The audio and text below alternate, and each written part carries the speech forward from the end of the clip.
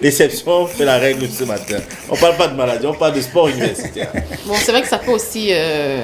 Peut-être ça traite des maladies. Ça peut traiter. Non. Et j'espère que ça ne cause pas. Hein. Voilà. De toutes les façons, voilà, il est là. Bonjour, docteur Larry. Sandra Peña, bonjour.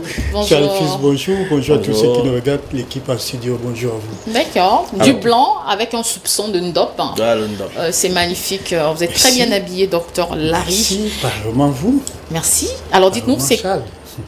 Ah, oui. Ben écoutez, c'est une habitude que toujours, je contrôle toujours.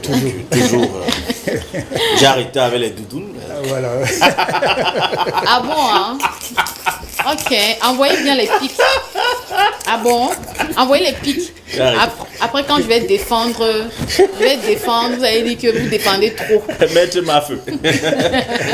Alors, on parle de sport universitaire ce matin. Charles, vous avez osé faire ça? Non, moi je vais partir de ce plateau. Non. Vous ne pouvez pas parler de doudoune en plein mardi. Ça, voilà. C'est une violence conjugale faite aux hommes. Moi, je vais partir. Deux hommes sont là, tu veux leur docteur, s'il vous plaît, il va s'occuper de vous. Non, surtout pas.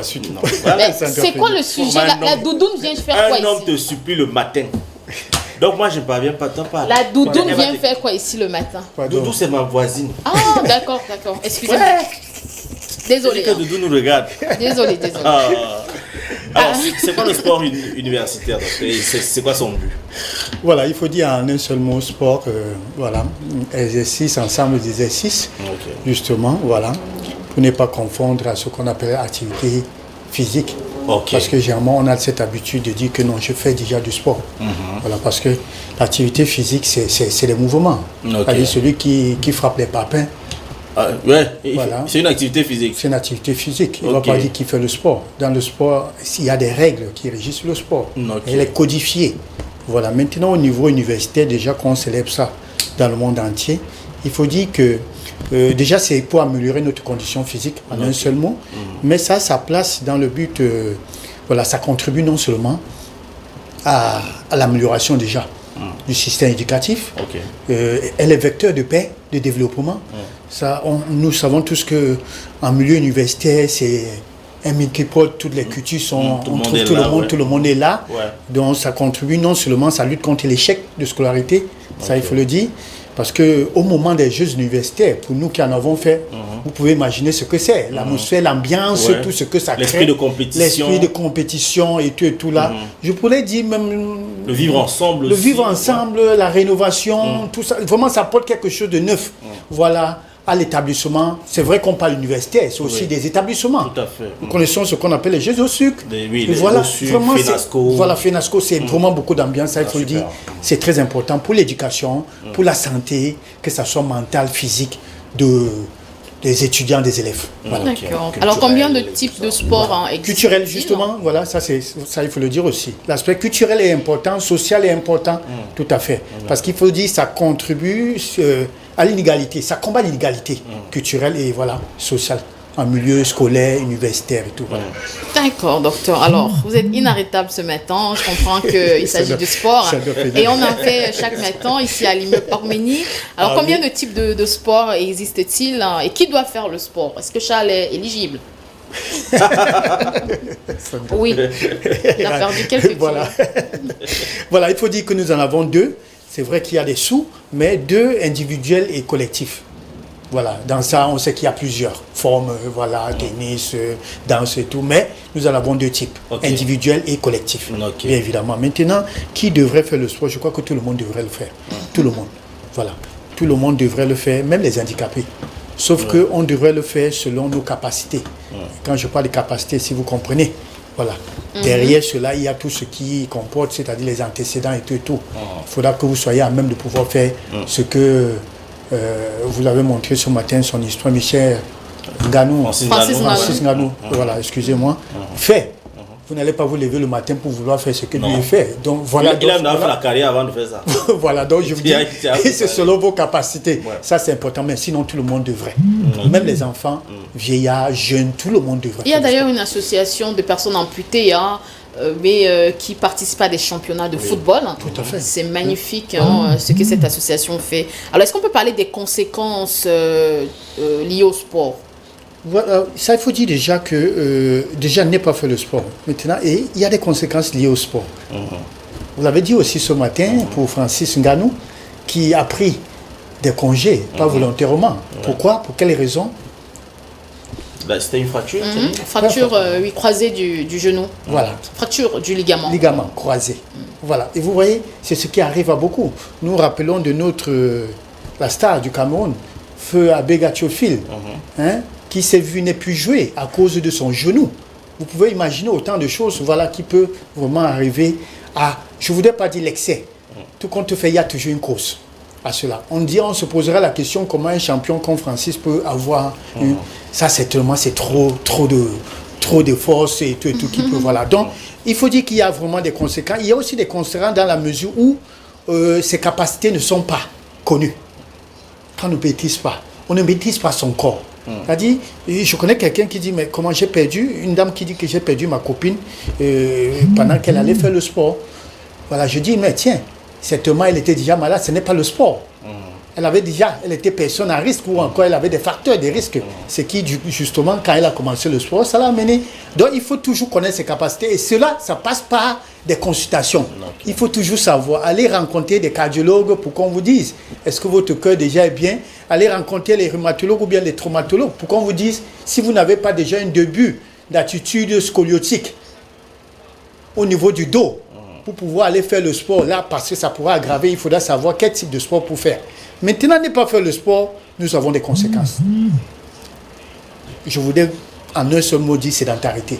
Nous savons tous que aujourd'hui, la sédentarité, c'est une pathologie. Une maladie. Ce qui en découle de la sédentarité, il y a beaucoup de choses. C'est des maladies chroniques et tout qui s'installent, des cancers et tout. Donc, les conséquences, il y en a. Il ne faut pas être prétentieux, en fait. Ça, il faut le dire. Ça me rappelle l'histoire d'un papa, on l'appelle Papa Ngokobi. Il était tellement fort, c'est lui qui portait le bois partout et tout ça. Il a eu la chance de se retrouver en ville et il y avait donc un offre d'emploi, on disait, on cherchait des personnes fortes. Et lui, c'est à la recherche des personnes fortes. Quand le gars arrive, on demande qu'il porte dans un sac de ciment. Le gars porte 3 sacs. Le blanc lui dit, mais non! On a dit personne forte et non personne trop forte. Donc vous n'êtes pas dans le profil. Il abusait quoi. Il abusait. Il dit que non, comme tu as dit qu'un sac c'est 500 euros pour porter 3 euros. Non. Faut pas venir mourir ici pour qu'on raconte qu'un Français est venu tuer un Camerounais. On a dit personne forte et non personne trop forte. Il a perdu son emploi. Alors est-ce que ça fait partie des avantages du sport? Voilà, les avantages en un seul mot, il faut dire. Être très fort au lieu d'être fort. Ça doit finir. Alors, les avantages, je voudrais dire en un seul mot, la santé du cœur. Voilà, ça contribue à la santé du cœur, du corps, du mental également, l'esprit. Ça, c'est important de le dire. Et d'autre part, ça prévient la prévention des maladies et la prise en charge des maladies. Mais il faut préciser des maladies non transmissibles. Pas le chlamydia, pas le sida, voilà. Donc ça, c'est important, la précision. Autrement dit, tout le monde se verra en train de faire du n'importe quoi dans le milieu et croit que le fait de faire le sport, je suis prévenu contre les infections. Non, c'est sûrement oui. Alors, donc, en un seul mot, c'est ça. Docteur, moi, je viens de m'inscrire dans une salle de gym. Mais je veux savoir, pour que le gars ne me trompe pas, combien de fois est-ce qu'on est censé faire du sport? Voilà, ça, il faut dire que ça aussi, est-ce que vous êtes sportif? La question devrait se poser. Non, à l'époque, quand les gens faisaient les Jeux universitaires, moi, ils faisaient seulement, il y a plus de seulement.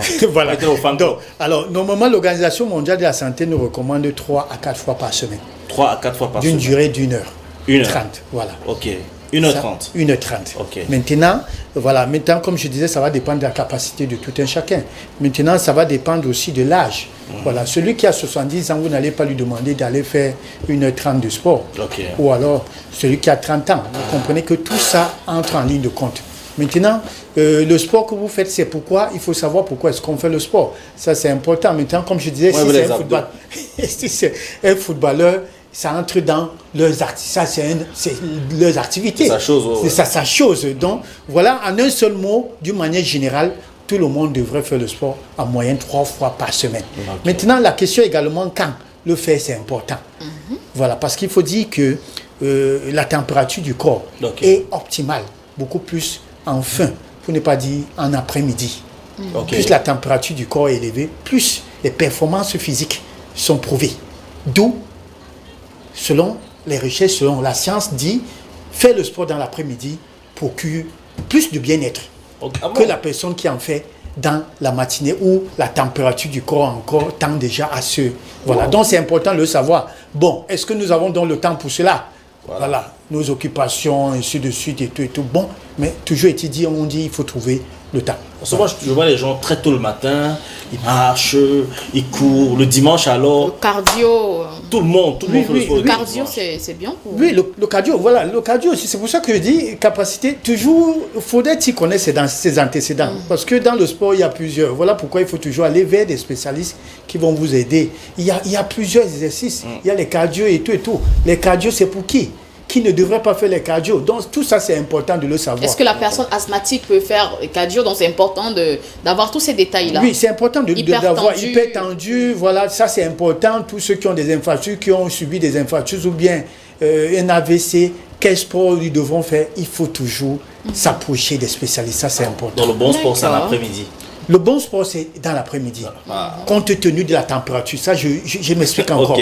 Oui. Compte tenu de la température. La température du corps. Donc, le matin à 6 heures, quelle est votre température du corps? Tu sors à le sommeil. Voilà, et tout. Donc, il faut dire, bon, toujours est-il dit, ça procure le bien-être. Mais sauf que le bien-être est beaucoup plus optimal, plus en fin de la journée. Donc, quand vous voyez les gens courir à 14 heures, sauf les fous. C'est la bonne... Alors, docteur, on ne coupe pas sur le soleil. Combien de fois faire le sport? Vous avez répondu à cette question. Alors, peut-être un conseil pour sortir. Mais j'ai une question qui va aussi intéresser M. Charles Fils. Est-ce que les rapports sexuels font partie du sport? Non. Non, déjà, je voudrais dire que non. Non, comment, docteur? Non, je m'explique. Vous voyez, la femme est couchée, au cas où la femme est couchée, ça dépend des positions, parce qu'il y aurait la position missionnaire que je ne connais pas, parce que je suis chrétienne née de nouveau, voilà, blablabla, c'est en crise. Mais apparemment, il y a des positions missionnaires, des positions pastorales, des positions évêques. Alors là, la femme est couchée, et l'homme est... Quand elle est couchée, elle fait quoi, les abdos? Tout simplement, je voulais dire que cela fait partie de ce que j'appelle activité physique. Activité physique, c'est pas le sport. Ça n'a rien à y voir avec le sport. Maintenant, faites très attention à ce qu'on fait parce qu'on confond tout. Ça, j'ai l'habitude de le dire. Beaucoup se sont vus, pour ne pas dire, aggraver leur mal de dos à cause de ces positions où on fait, ou dans les voitures, ou je ne sais pas quoi. Pourquoi M. Guy-Landry est en train de rire? Faites très attention parce que ça, c'est pas bon. Voilà. Donc, sport lithique n'a rien à y voir. Ils appellent même déjà sport lithique. Je ne sais pas si c'est sport lithique et sport natal et tout ça. Il ne s'agit pas du sport. Ça n'a rien à y voir. Au contraire. Et pourquoi ça épuise? Oui, mais ça devrait épuiser. C'est physique. Vous avez dit c'est une activité. C'est une activité. Donc, même si vous ne changez pas de position, même si vous couchez seulement, ça va vous épuiser. Après, vous allez dormir, vous allez ronfler. Donc, mais je voulais tout simplement dire, pour être performant dans cette activité-là, il faut faire du sport. Ah, ok. Il faut faire du sport. Je l'ai dit, c'est bien pour le cœur. Si vous n'avez pas un bon cœur, vous ne pouvez pas être performant au lit. Ça, détrompez-vous. Parce que la santé du cœur regroupe tout, hein. Ça il faut le dire. Je comprends pourquoi les pères des gens meurent dans les hôtels.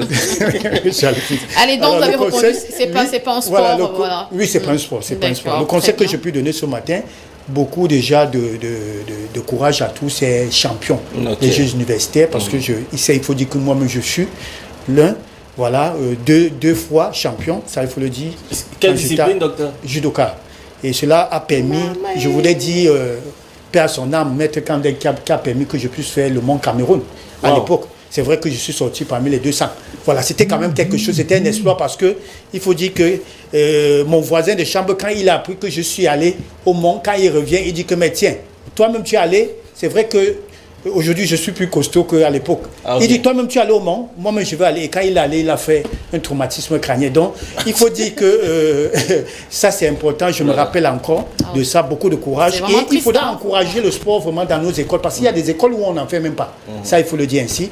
Alors le conseil que je peux donner ce matin en ce qui concerne le sport, et ça, parce qu'il faut dire que nous tous nous sommes des malades. Okay. Je le dis en tant que kiné, ça c'est important. Aujourd'hui nous avons vu beaucoup de gens souffrir des problèmes de traumatisme dus au sport. Okay. Au sport tout simplement parce que c'est mal orienté. Vous l'avez dit tout à l'heure, parcours vita, il faut voir les week-ends. C'est vrai que certains y vont pas pour le sport, c'est pour les rendez-vous et tout. C'est un peu un mélange et tout. Hey. Mais faites très attention à ces coachs. Ces coachs, aujourd'hui tout le monde est coach. Ces coachs devront se rapprocher vers des spécialistes, vers des médecins rééducateurs, vers des kinés, vers des physiothérapeutes. C'est important. Quand vous avez parmi vos vos clubs, vos membres là, des personnes malades, il faut les orienter. Parce que les exercices que vous les demandez de faire peuvent aggraver leur pathologie. Donc c'est important. Il y a un exercice qui est récurrent là-bas au parcours Vita. Les gens dansent seulement. Et il y a une seule chanson qui passe. C'est dosé. La danse fait partie du sport. Les gens, et il faut alors voir les filles avec les habits en genre. Quand on dit que sauter, elles font là. Merci beaucoup, Dr Larry. Passez une excellente journée. Rendez-vous demain s'il plaît à Dieu. Merci bien. Allez, on va poursuivre l'émission avec notre invitée Myriam Tchokote, qui est féministe engagée, auteure de magnifiques livres.